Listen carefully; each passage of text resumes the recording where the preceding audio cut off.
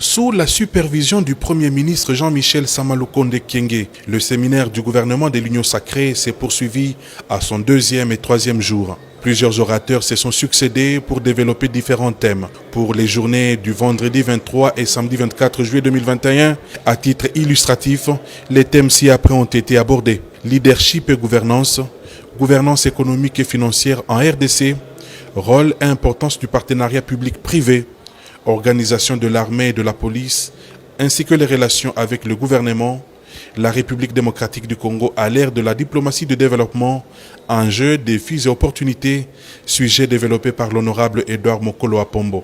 Vous savez, à l'heure actuelle, pour que nous puissions atteindre l'émergence, il faudrait qu'il y ait une implication du gouvernement entier.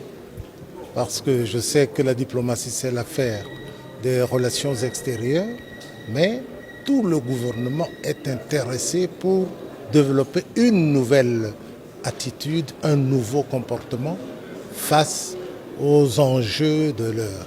Après 2 jours de travaux, les participants, membres du gouvernement, se disent déjà outillés.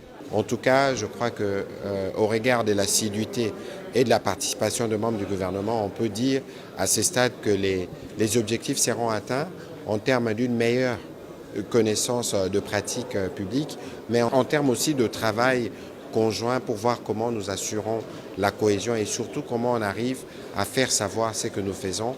Ce séminaire du gouvernement a été organisé sous le patronage du président de la République et la coordination du Premier ministre avec l'appui technique du ministère du Plan à travers le secrétariat national pour le renforcement des capacités, une structure de ce ministère avec l'appui du PNUD.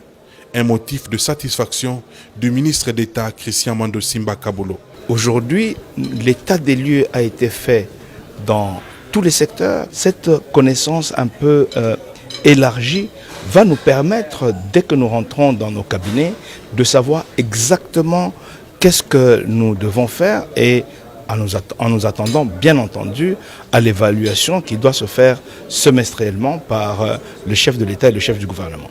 Il faut dire que les membres du gouvernement ont été soumis à un rythme de travail sans relâche et les exposés se poursuivaient jusque tard dans la nuit. C'est dans la soirée du samedi 24 juillet 2021 qu'interviendra la séance de clôture du séminaire du gouvernement de l'Union sacrée.